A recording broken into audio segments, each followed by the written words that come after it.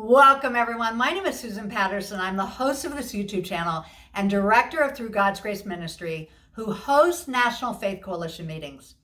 This video is from one of those meetings where Tera Hilliard will cover the basics of sex trafficking, and at the end, we'll share some of the things that churches can do.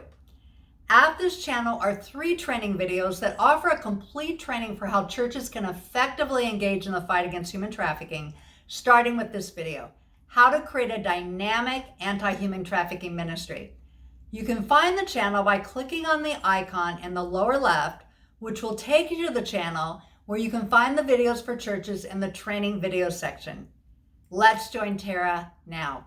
Good morning. Thank you. It's always good to be among friends, but also to be among like-minded people. Oftentimes when we're talking about human trafficking in a secular environment, you kind of, you talk more about human trafficking, but less about the impact that we have as a church. And so today we're going to definitely just provide you with a short presentation, but my prayer is that afterwards that many of you will contact me and hopefully get our training in your churches to train your leaders and train just your executive staff, because I believe that this is the hour and the moment by which the church has been commissioned to wake up, especially in the community. I know that right now the conversation and the topic is about the coronavirus, but we have forgotten that human trafficking is very real as the pandemic. And so without further ado, I'm going to share my screen. So I just want to, first of all, say thank you to just Susan and her entire team for trusting me this morning to lead this conversation. This is not something that's being done, I can honestly say, on a large scale like this. And so I'm excited to see that we are definitely making an impact, and more churches are becoming more knowledgeable and gaining more understanding about the issues surrounding human trafficking. So just a little bit about FCI, just if you, after this talk, you forget who we are and you're looking for us, make sure you find that little butterfly and that we are Forgotten Children, Inc. There is another Forgotten Children worldwide, and we talk often because people call us looking for them and people call them looking for us. But specifically, Forgotten Children, Inc., we are based in Long Beach, California, and we have programs throughout Southern California. Our mission is to rescue, restore, educate, and bring hope to victims of human trafficking and sexual exploitation. Our vision is to empower and equip individuals, families, and communities by breaking the cycle of sexual exploitation through partnerships and community awareness. Excuse me. And I just want to show you just a brief video to give you a greater understanding about what we do in human trafficking.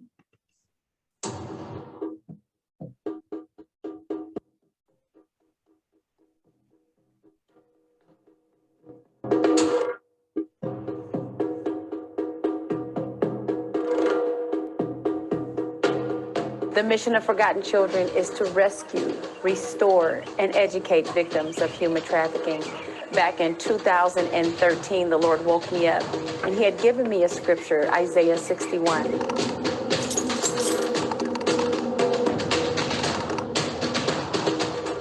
People think child sex trafficking happens overseas, but here in Los Angeles, kids are held captive and forced to sell sex on the streets.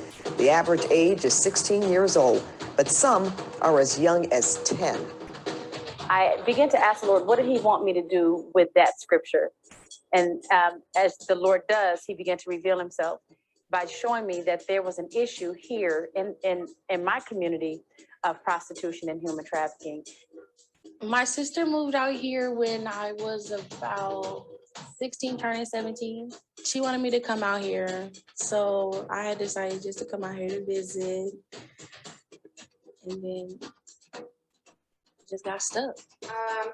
I was 14 when I was trafficked for the first time. My stepdad traded me to his drug dealer to supply his habit, and that continued until I was 16. When I was 16, I met my now ex-boyfriend trafficker. It's always amazing when you go from sound bites and news clippings to sitting and being immersed in a subculture and understanding just the gravity and depravity of what sex trafficking is. And as part of my anti-trafficking work, I've met victims in Russia.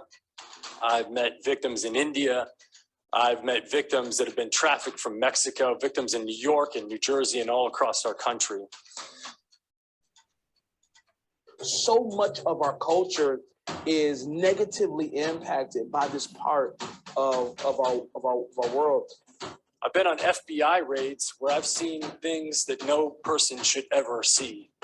I've seen video content of a child that's the same age as mine being raped by an American man that was a sex tourist in Cambodia.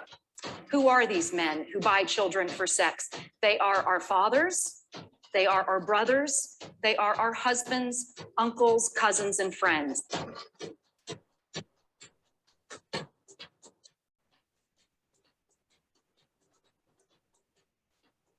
Because we just know that being upset about it and being frustrated and being hurt about it just wasn't enough. Children are not for sex.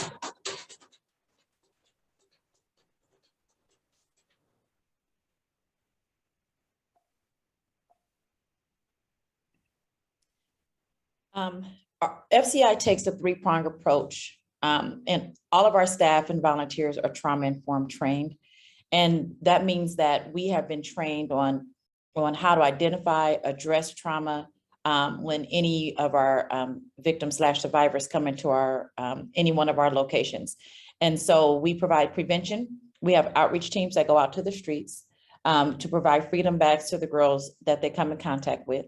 We have awareness education. We actually go into the jails, the Linwood County Jail for Women pre-COVID, and we provide awareness education to women that are incarcerated.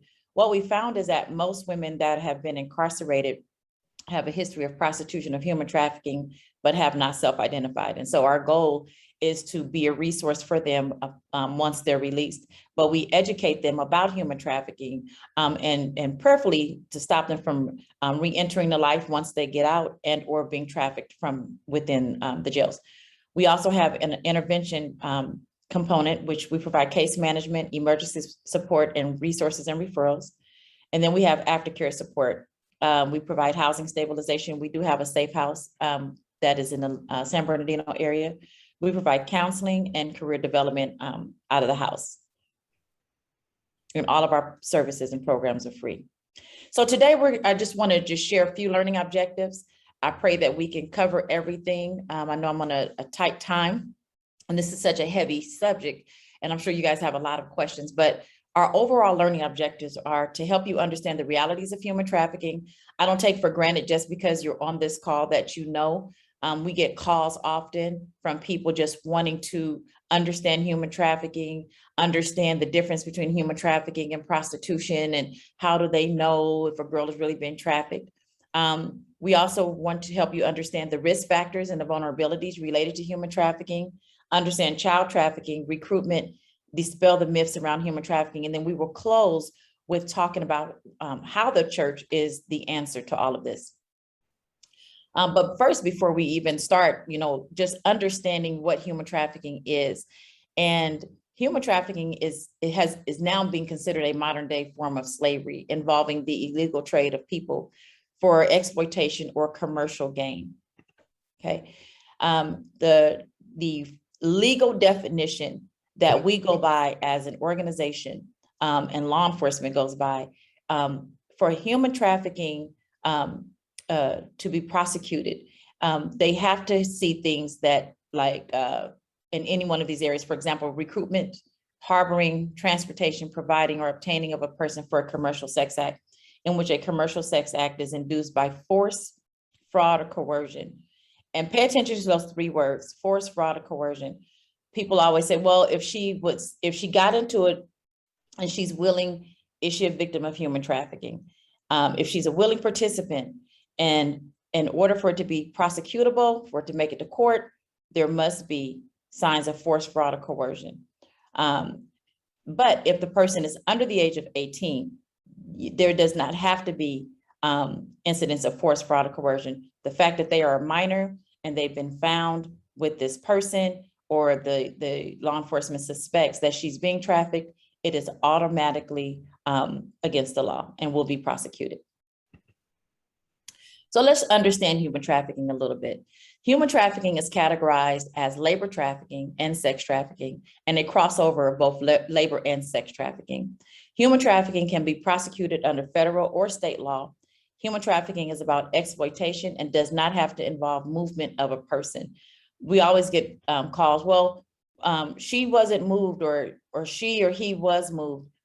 Is that trafficking? And so just again, human trafficking is about exploitation that does not have to involve movement of a person. You'll see later on how there are some people, some victims that are trafficked right outside of their homes. Understanding trafficking conditions in children. Force, fraud, or coercion is not required for sex trafficking victims under the age of 18. To be a victim of sex trafficking, a child under age 18 does not have to be deceived, manipulated, threatened, physically harmed, controlled, forced, or coerced in any manner. Again, because they are minors, the same requirements for adults are different. And one of the things that we'll talk a lot about today is how children are lured and why they are the most vulnerable population for human trafficking. Human trafficking is the second largest and fastest growing illegal trade in the world, depriving millions of their freedom and their dignity. Within the vast trade of human lives, women and girls account for 70 to 80% of all humans trafficked worldwide. So let me just add this disclaimer. Men and boys are trafficked as well. For the sake of this conversation, you will hear me refer to women because that's the population that we serve. But I really want to make the distinction that boys are trafficked, men are trafficked as well. The issue for us is that we see boys, and we've heard about boys being trafficked, but unfortunately boys do not come forth like women to receive the services and the care that's needed.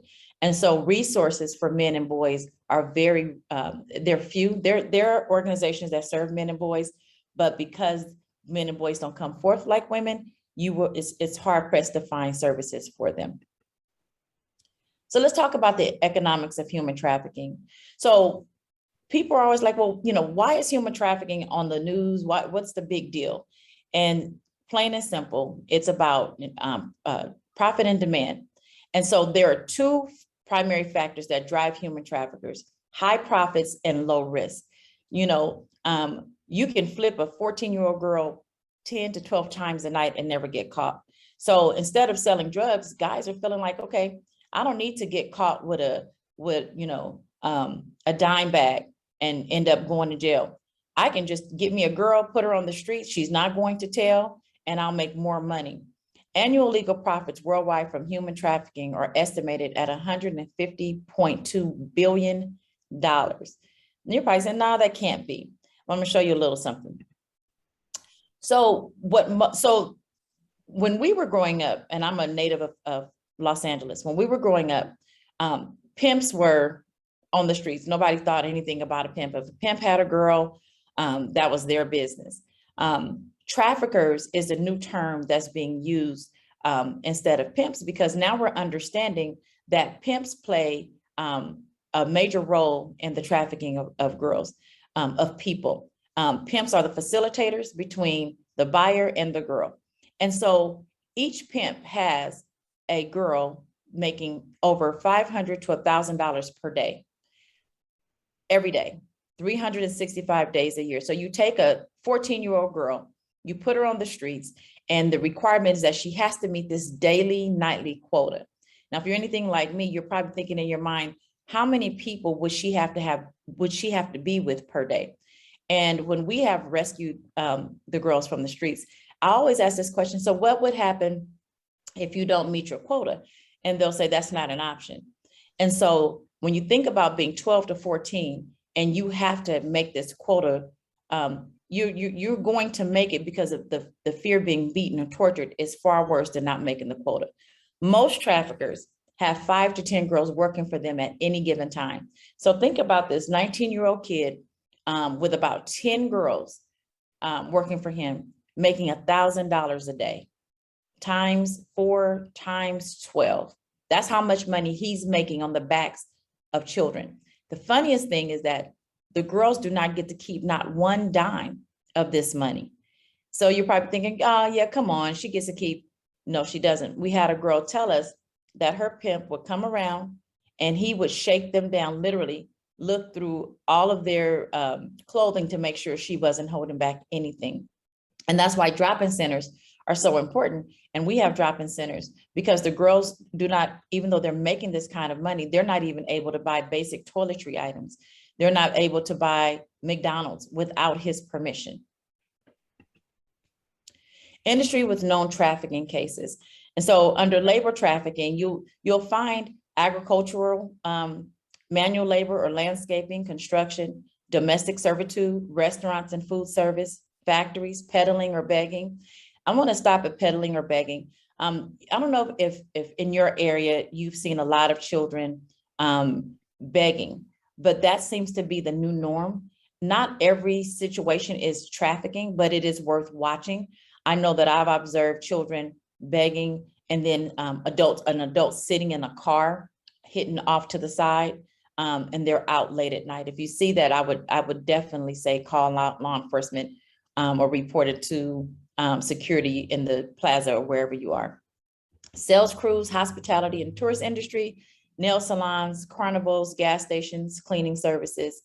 Under sex trafficking, we have commercial sex or prostitution, residential brothels, massage parlors, internet-based commercial sex, sexually oriented business, hostesses and strip clubs, escort services, truck stops, pornography, fake modeling agencies, restaurants, and bars. Let's talk a little bit about trafficking versus smuggling. Trafficking is a crime against a person versus smuggling is a crime against a country. Trafficking contains an element of coercion unless a child is under 18. Smuggling, there is no coercion. Trafficking, exploitation, and or forced labor. Smuggling is illegal entry into the country. Trafficking does not require any movement of the victim. Smuggling involves illegally moving someone across an international border. Trafficking, persons are seen as victims. One cannot consent to be a victim. And under smuggling, persons are seen as criminals. So that's the difference. We've gotten a few calls asking our opinion on the issue at the border. And my response to that is, I really pray and hope that we are identifying those that are being brought over here and that are being trafficked. And unfortunately, a lot of children are being trafficked, and women and boys and men are being trafficked and brought here illegally.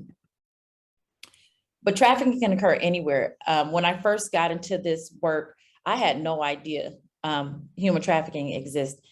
I know about prostitution, but I had no idea about human trafficking. And I thought it was something that was around across the globe, around the world I saw taken, and thought that only people in other countries were trafficked. Unfortunately, that's not true. Trafficking can occur in any city, any town, in any neighborhood, any school, any foster home, group home, shelter, mall, park, or online networking. A victim can be trafficked without ever leaving their home or community. And you're probably wondering, how is that possible? We've had situations where trafficking has happened within families. Fathers traffic their children, mothers traffic their children. Trafficking are happening in foster homes. DCFS is unaware of it. And so kids never even leave their bedrooms, never even leave the basement, and men are brought in, and it's 24 hours, 7 days a week, and no one even knows. One of the greatest eye-openers for me was understanding that California harbors 3 of the FBI's 13 highest child sex trafficking areas in the nation. And that's Los Angeles, San Francisco, and San Diego. And so, unfortunately, right here in our backyard, human trafficking is hidden in plain sight. It's hidden at Disneyland, it's hidden at Soak City, it's hidden in the churches because of our vast population of people, our ports, and just people flocking here. We are a hotbed for human trafficking. The problem is no one knows. You could be in the grocery store standing next to a person that's been trafficked and not even know. And so this is concerning because as the issue continues to grow with people coming into the country, we not knowing who's being brought here and that they're being trafficked and not. It's very important for us to stay hyper vigilant. And I'm glad for Susan and her team, because having these conversations are critical, because now you'll have a better understanding of human trafficking and possibly understand how to identify signs of trafficking. So let's talk about a little bit about grooming, because I'm always asked the question, well, how do people get caught up in human trafficking? Do they just wake up one day and decide to do this? So that answer is no. So grooming is the process traffickers use to control and manipulate someone into human trafficking. Although the specific actions are different, traffickers usually follow the same steps. They gain a victim's trust, they provide their needs, they isolate them, and then they force them into trafficking. Most traffickers are looking for vulnerable girls between the ages of 12 to 17 years old. I don't have time today to really just walk that down for you, but understand that the primary targets for human trafficking are girls between the ages of 12 and 17. Many of them, once they turn 18, do not just leave their traffickers. By now they have what's called trauma bonds. And so they're connected and they're afraid to leave, and they've created a family. And so unfortunately, when a girl turns 18, resources and supportive services become minimal, because now people figure, well, she's 18, she can get out if she wants to. Here at FCI, we serve victims that are 18 and older, because we understand that it's not that easy just to get out of the life. And so if you get in at 12, by the time you're 18, you've been in for about 6 years. Okay, so I just want you guys to understand that most of the girls that you will see on the streets, 9 times out of 10, and not in every case, have been in the life at least 4 to 5 years by the time you see her. Okay, they target children with low self-esteem.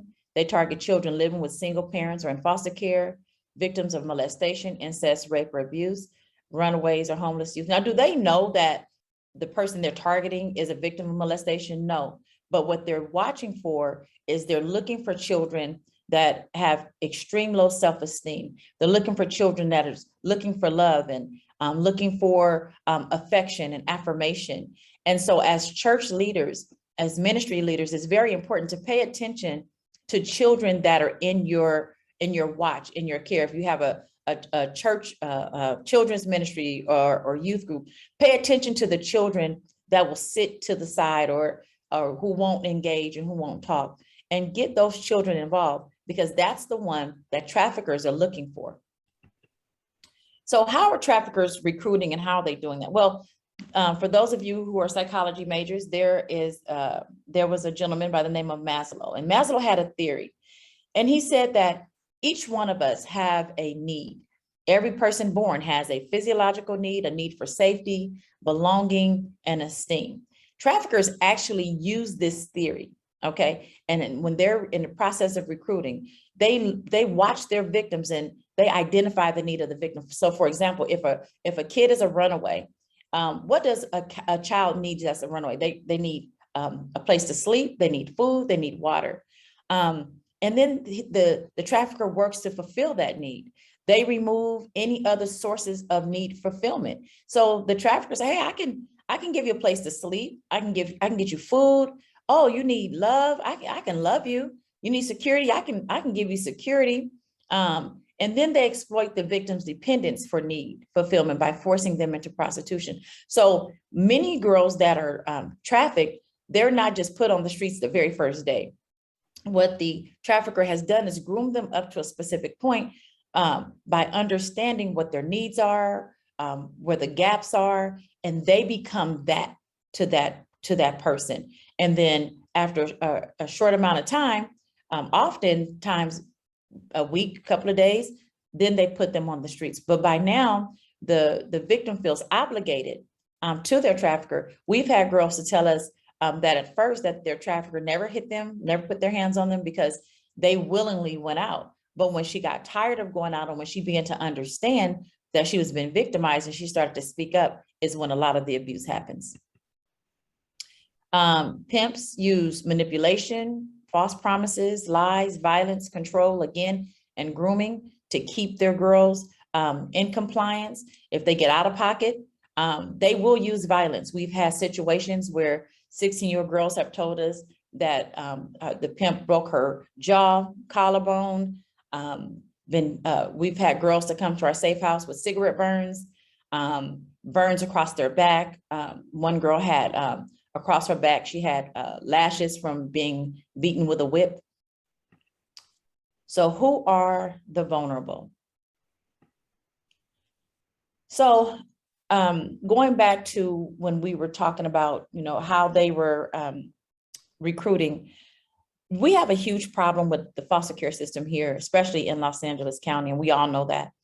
And unfortunately, the foster care system has been a hotbed for traffickers targeting kids coming out of the system.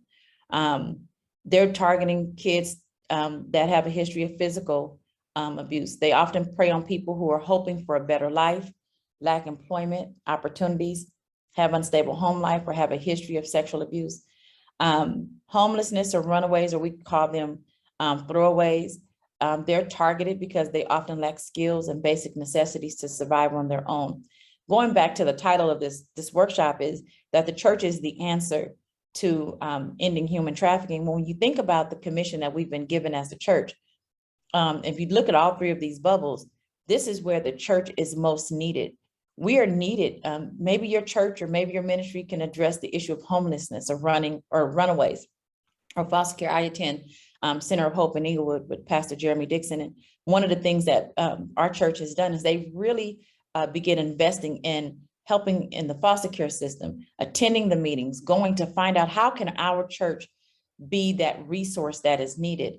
And I believe that if we can step into some of these arenas, the foster care system or addressing homelessness. I know that homelessness is a huge problem and we're talking about it, especially those on Skid Row, but I'm not hearing a lot of conversation of how we're addressing the homelessness situation as it pertains to children before they can become victimized. I believe that if we can create housing and housing stability and meet the need of our youth, then we can decrease the number of kids that will be lured into sex trafficking, and we can decrease the number of boys that will get into becoming traffickers because we've also met their need of providing jobs and things like that.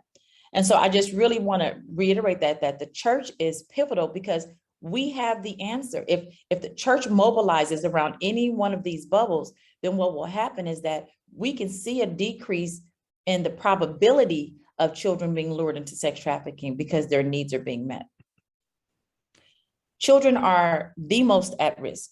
Among the diverse populations affected by human trafficking, children are at particular risk to sex trafficking and labor trafficking.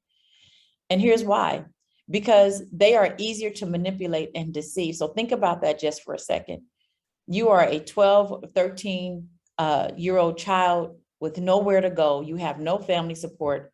You've been abused. You've been neglected. You have been left out on the streets, and there is nobody that's checking for you. We've had situations where girls that have come to us were just sitting in a McDonald's, homeless and hungry. She ran away from her group home, and two women approached her and said, "Hey, how can we help you? How can I help you? How can I meet your need? How can I take care of you?" And what ended up happening is that it was through her need of needing food, needing family support, that they were able to take her and then take her to 29 Palms, where she was trafficked for about 6 months. That case ended up, the girl ran away. It ended up being a huge case, and you can look the case up in 29 Palms. It was a human trafficking ring, a family. But the way that she was targeted and what made her a prime victim is that she was vulnerable. They target children with vulnerabilities, including lack of family support, significant familial and school disruptions. As pastors, if you hear that children are having issues in school, maybe your church can be the church that provides mentorship for children or tutoring for children, parental alcohol or substance abuse. I know that, churches have a lot on their plate, but what if your church was the church that started a program or allow an organization to come in and host an Al-Anon meeting or something. Many children who have been exposed to domestic violence or lack of supervision, again, going back to just basic necessities, food, clothing, and shelter, or children with physical or sexual abuse histories. I can honestly tell you that 100% of the girls that we have housed have had a history of physical or sexual abuse, which made them vulnerable and a prime target. And you might be saying, well, how is that possible? When a person has been physically or sexually abused, they're already familiar with the abuse. So when they meet someone, it's familiar territory for them. So they don't think, oh, this is wrong. It's just familiar, versus the person who has never experienced physical or sexual abuse. When they meet a person like a pimp or trafficker, the red flags will fly up. But when you've already been abused and you've already experienced trauma, then when you come in contact with someone, it won't seem odd that this person is treating you or talking to you a certain kind of way. So that's why children are really preyed upon. I mean, if you can, think about it, children just in their purest form, without abuse, without anything, they trust adults. They trust that what we say is law. And so now you couple that with any sort of abuse or neglect, unfortunately, that child, even though they're still innocent, they're going to trust that what this trafficker or pimp is saying is law, and they will follow them until they reach a point and they start to realize, I don't want to do this anymore. And that's when it becomes really bad. Child sex trafficking can occur through online advertisements of children for sex. Right now, well, we'll get to that in just a second. Children working in sexually oriented businesses, producing, buying, selling, or trading child pornography, buying, selling, or trading children for sexual exploitation for anything of value. Right now, online is a huge problem. There are sites where you can create a room and people can pay to come into that room to see children being raped or molested, or and we have heard that a lot of times it will be parents that create these rooms. There was a situation of a father who had, he was making a ton of money by exploiting his son, and men were signing on to this site to watch him rape his son every day. Children, sex trafficking can occur through fake child modeling agencies, children engaged in sex acts to acquire food, clothing, or shelter. One of the things that, we also realize is that there are relationship factors that increase risk. Unfortunately, that I would like to say that there's a white van driving around just snatching kids. Can that happen? Yes. Is that the norm? No. There are risk factors for victims, for all victims, such as unhealthy social relationships, social isolation, lack of long-term connections or sense of belonging, family and friends living elsewhere, self-esteem not supported, gang affiliation, child-specific risk factors, peer pressure to engage in risky behavior, family conflict, disruption, or dysfunction. I know prior to COVID that many of our churches had a lot of programs for children, for youth, and I just pray that we can get back to that. I pray that when we do get back to it, that pastors, that you are making sure that your ministry leaders, that your, whether they are for the children's ministry, the youth ministry, that they are trained to identify kids that are in unhealthy and social relationships. And you may say, well, how do I do that? Well, there are signs that you can look for. There's conversations that your team can look for, and we can talk about that a little bit later. Individual risk factors that increase the risk. Risk factors for all victims in a new, unfamiliar country or location. This is what makes them more at risk. Substance abuse. Addiction is a huge problem with human trafficking. Unfortunately, just because they leave the life or when they're rescued, if they have a serious problem with addiction, it just doesn't stop right away. It takes a lot of prayer and walking side by side with the victims in order to address this issue of substance abuse. Stigma and discrimination, disability, mental illness, mental health, homelessness, low self-esteem, poverty or limited resources, language barriers, distrust of authority, history of child abuse, neglect, runaway or foster care, adolescent development, truancy, and delinquency. And the community factors, and this is where I want to sit just for a second. These are some of the risk factors that really play a part in the increased risk. Reluctance to believe trafficking occurs in the community. We have heard, and I've received emails from people saying that we're making this stuff up. Human trafficking does not exist. Those girls that are on the streets are there because they choose to be, and nobody is forcing them to be. And I just want to just say, you know, I've never met a girl that we have helped to ever say that she woke up and decided to be a prostitute, even if she doesn't have a pimp, even if she doesn't have a trafficker. Nobody wakes up to sell their body to 5 to 20 men per day and then go home and sleep at night. There are factors that play a role in that. But to say that it's not happening, I think does more harm than you can ever imagine. No clear understanding of human trafficking, which is why I kind of wanted to open this conversation with just giving just a brief synopsis of what it is. There are no dedicated resources to identify victims or provide services, going back to why the church is the answer. As the church is, if we can come alongside of organizations like ours and many other ones that are out there to help solidify and stabilize programming so that we can have the resources that are needed for victims. We've been told by girls that are on the streets, I've gone into a church and they just treated me bad or looked at me like I was crazy because of how I was dressed, but they had nothing for me, so I walked back out. It's very important as church leadership that we need to create a think tank. How can we make sure that if a girl walks into our church, that she doesn't walk out, that when she walks into our church, she's welcome to an environment, and we'll talk a little bit about how we can do that. Gang presence, gangs are back on the rise. I don't know if you've all been watching the news. Gangs are heavily involved in human trafficking. I don't even have enough time to go through that. There's a lack of training and ongoing technical assistance, limited community resources to assist at-risk youth and populations. So these are all factors that can increase the risk. And I pray that after today that you all will join this community of leaders, that we continue the conversation of how do we create resources? How can we be the answer to this problem? And it's going back to, we have to get engaged.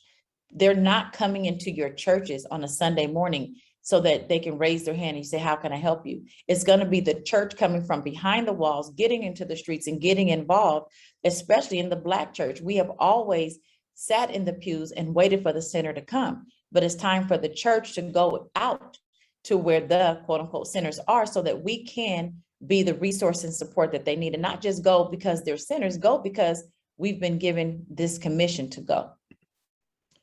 So let's talk about a little bit about recruitment, and we'll be wrapping up and I can take your questions. So recruitment happens in the streets, foster homes, residential treatment centers, bus stop, train, metro stops, shopping centers, parks, shelters, concerts, churches, schools, restaurant and bars, juvenile detention centers. And you're saying, how can someone recruit out of the church? It happens all the time. Pimps go to church, and believe it or not, unfortunately, a lot of pimps will use the Bible against their girls to keep them in compliance. There have been recruiters that's been sent to churches to join youth groups in order to identify that child that we talked about a little bit ago. If a trafficker does not have access to a recruitment location, they will send other victims to serve as recruiters. Unfortunately, we have seen where girls have been used as recruiters to go into schools and foster homes. They go into the homes, they recruit for their trafficker. Also, they recruit on online job ads, especially for youth parents. If you have kids that are looking for jobs, especially summer jobs, be careful. There was I think over in the South Bay area, there was signs placed on all over, and the number was to call and come to find out it was recruitment for human trafficking, and law enforcement was able to shut that down really fast. gaming or electronic devices with internet capabilities, texting apps, computers, tablets, laptops, smartphones, cell phones, and social networks. I know that with the issue of COVID, this last year and a half, our kids they've seen a tremendous increase in the amount of time kids are online. And so wherever children are, you're going to have predators. And so we have to be mindful. Traffickers in technology allows traffickers to more easily make contact or stalk victims. Pay attention to your children's social media sites and their inboxes. Traffickers are grooming and recruiting victims. A lot of victims are being solicited online, and they're not telling the parents. And so they'll engage in conversations with people they think are peers their age, or maybe they don't think it's no big deal. So they'll DM back and forth. And next thing you know, your child is being trafficked right under your nose. They use technology to control their victims through sexting. Traffickers are using pictures if they've convinced the child to send a nude photo, and they do, then they use that photo as a manipulation and control, and they'll say, I'll send this to your parents if you don't do what I tell you to do. Employ sexting or sextortion tactics, advertise and market victims, connect with potential buyers, complete transactions, move victims, maintain anonymity, excuse me, and distance the trafficker from the crime. So it's important for us to be on top of technology. If you are a pastor and you have computers in your church, if you allow technology, please do your due diligence and have your IT people to make sure that you have the certain firewalls and things up to help protect our children. Technology has facilitated exploitation of children specifically. 75% of 12 to 17-year-olds, they have cell phones. I have a 12 and a 13-year-old and they have cell phones. 93% of 12 to 17-year-olds go online. Technology can be used to reach children anywhere, anytime, and traffickers use it to their advantage. Traffickers exploit vulnerabilities. Individuals from an abusive home life may fall prey to false love and affection provided by the trafficker. Every single girl that we help, she says, I thought he loved me, and that's what he told me at first. Individuals who are impoverished may believe in the trafficker's promise of a better life. We had a girl that was at our safe house who met her trafficker online. She was in Oklahoma, he was in LA. She told him about a situation she was having. He sent her a bus ticket to come here. He said he could help put her through school. She didn't have to be in that situation. When she got here, he took her to eat. After a couple of days, he beat her and he put her on the streets. Children who have run away or are living on the street may be taken in by a trafficker who provides food and shelter, like the young lady I described that came to our house that exposed this human trafficking ring in 29 Palms. Adults and children using social media networks may be lured by the trafficker as they strike up friendships. Traffickers also further exploit the vulnerabilities of individuals experiencing social isolation, drug addiction, or with a history of criminal behavior. So some of the tactics that that traffickers use also, I'm sorry, go back to that. We're wrapping up. Going back to false feelings of love and affection. They create dependency on drugs and alcohol. A lot of the girls will tell us that I had never had a drink or used drugs before. And then when I didn't want to do it anymore, my trafficker said, here, drink this or try this, and it'll make it easier. And then after so many times, then she became an addict.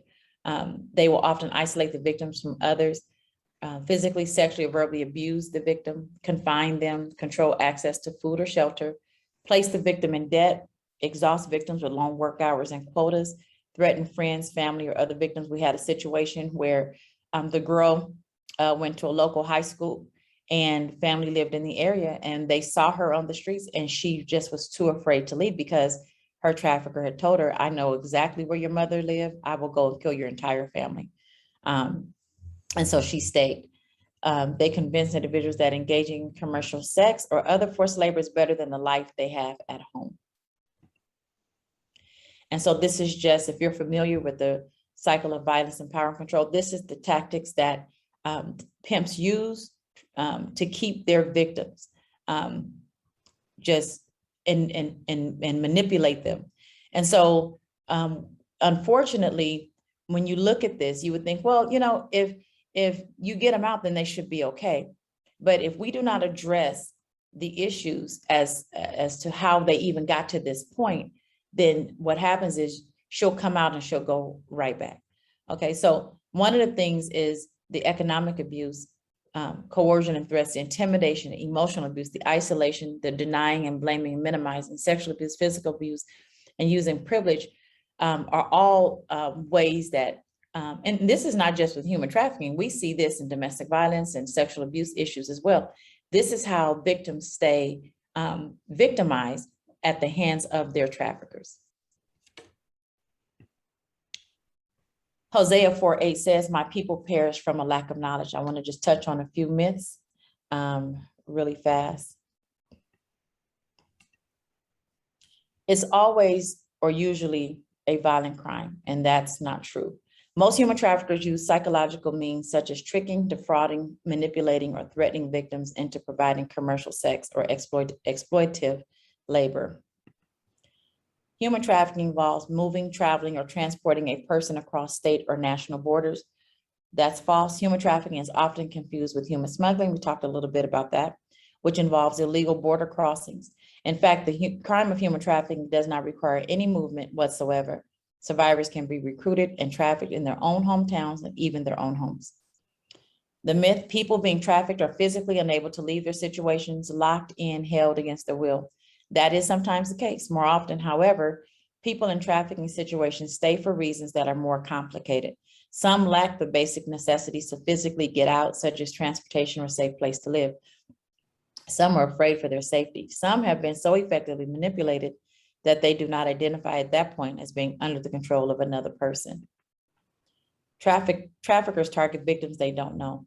Many survivors have been trafficked by romantic partners, including spouses, family members, and parents. As I come to a close, and I'll get to your questions in just a second, I saw this quote that I thought was very just timely for this conversation. There is nothing more ugly than the Christian orthodoxy without understanding or compassion. We can have all the word and Bible scriptures in the world, but if we lack understanding or compassion, it really won't mean anything. So why the church is the answer?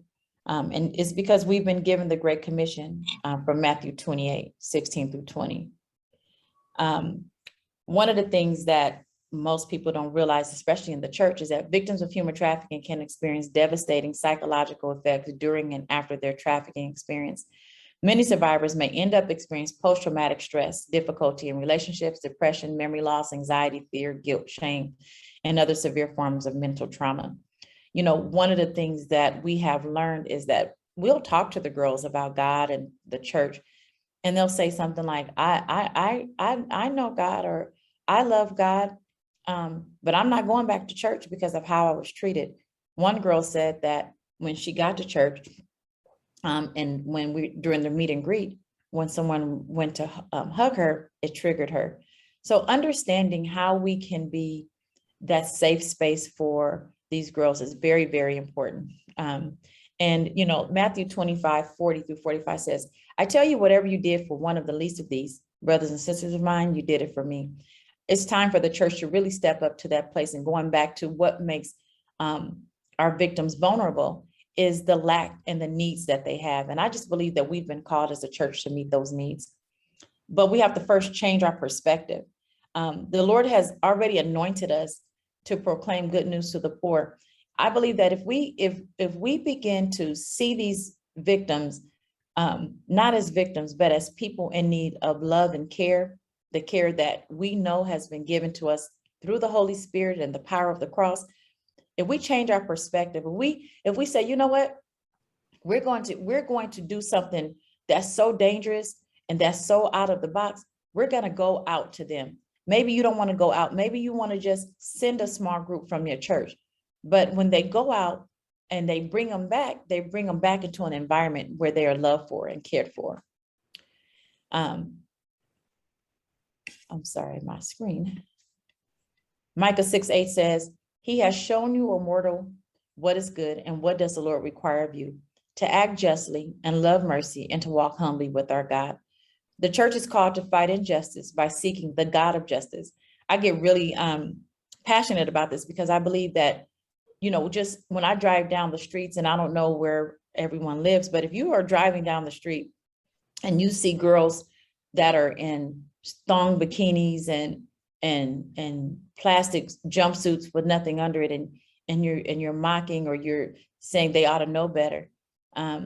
Maybe now that you understand a little bit more of how they got there, maybe you will understand the need for you to step up to fight this injustice. Because the thing that you don't see as they're walking those streets are the pimps that are sitting in their cars, or on the side, or in the window watching. When you see the girls, if they're on their phones, 9 times out of 10, he's telling them that they better continue working or else. That's an injustice. No one should be enslaved to sell their bodies. No one should have fear of just being of torture. And we, the church, sit by and we watch that happen. So yes, the church is the answer to human trafficking. We are the answer. And here's how, and this is what we can do. Train leadership staff on the signs of human trafficking. If you would like, this was just a brief overview. If you would like a more extensive training for your leadership team, give us a call. Fight the demand. Human traffickers are motivated by money, and our actions can drive the demand for slave labor and commercial sex. Although it feels uncomfortable, I know I have a lot of pastors here, but churches must address the connection between pornography and sex trafficking. Pornography, we didn't have time to talk about that, is one of the driving forces that create the demand. So the church should seek out resources to help those in their church who may be struggling with sexual addiction. And one of the reasons we do this is because of John 3:16. Do you know how many girls ask when we're out on the streets and we'll ask, can we pray for them? And they'll say, yes. And we'll say, do you know that Jesus loves you? And they'll say, he does, even though I'm doing this. And some of them will start to cry, and we say, yes, he loves you. This John 3:16 message is not just for those who've already been saved. It's for those that are on the streets. We've been called to go out to them, to tell them about this Jesus who died on the cross for them. It may be uncomfortable for you to go, so you don't have to go, but be the church or be the ministry that sends someone else to go. Create a safe space for survivors in your church, in your ministry. Be intentional about compassion, empathy, and love. The church, we're really good on Sunday mornings. I mean, I've gone to church and felt really good Sunday morning, but what happens Monday through Saturday? What happens after 6 o'clock? What happens after 1 o'clock service? We have to be a church, and I don't mean just a building. I mean, a people. God is looking for people to join him in the fight for humanity, dignity, and salvation. When we're in the jails, we never tell the girls that we are here and we're a Christian organization. They'll come up to us afterwards and they'll say, oh, there's something different about you guys. We allow the oil of the anointing of the Holy Spirit to shine through us. And when we provide them with a resource, all of our services are free. Every bag, every resource we provide is free. The girls will say, what do I have to do? We say nothing. And before we even start talking about Jesus and salvation, we make sure that we've met their most basic need. Your church can partner with and support organizations who are providing direct services. You don't have to partner with us, but if you're on this call today, I want to challenge you to get involved with an organization, even if you get involved with the foster care system. But we must do something. So my question is, who will stand up? So this is how the world sees the girls. And I know it because I've talked to people who don't understand it. We are in groups and people are really, I never hear them say, oh, why is that guy buying that girl for sex? They'll say, why is she doing herself like that? She ought to know better. And so the world sees these women, these girls, these men, these boys as trash. But this is how God sees them. He sees them as people that he gave his son to die on the cross for. And if we don't share this message of love and redemption, then we are not doing what we're supposed to do as a church. It's great to have great services, but if our services does not include the cross of Calvary and the love that Jesus has for each one of these women, to know that you were 12 years old when you were first brought into a life of prostitution against your will, and now you are 40 and you're being tormented. The cross has the power to break the yoke in the life of each one of the people we come in contact with. And you know, this is one of my favorite scriptures. Esther was bold, and she just said, I'm going to do whatever I need to do. God has called us for a time such as this to fight this modern day evil. And I just want to close with this video.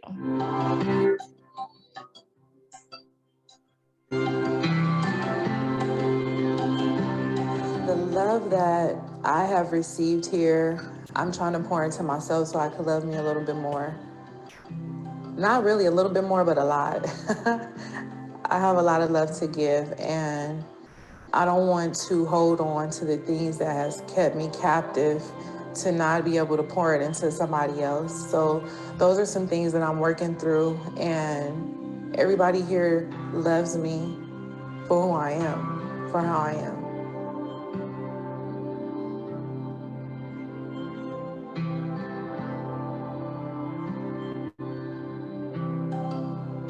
At Rachel's house, it's one-on-one. You have the attention of your support system. It's a little bit more understood that what you're going through is the end goal is to become a successful adult.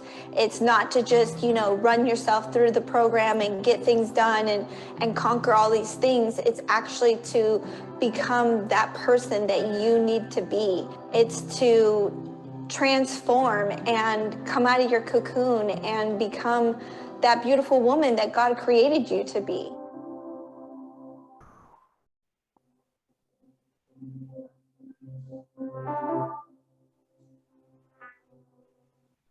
I came to Forgotten Children after I was driven to a safe house in Victorville.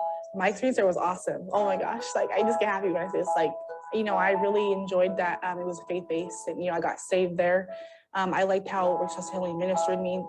They worked alongside God and helped me restore my self-worth, my trusting people, and and just helping me I felt like family as well, and I felt like, it was just, they made a really big difference in my life because I'm different today than what I used to be,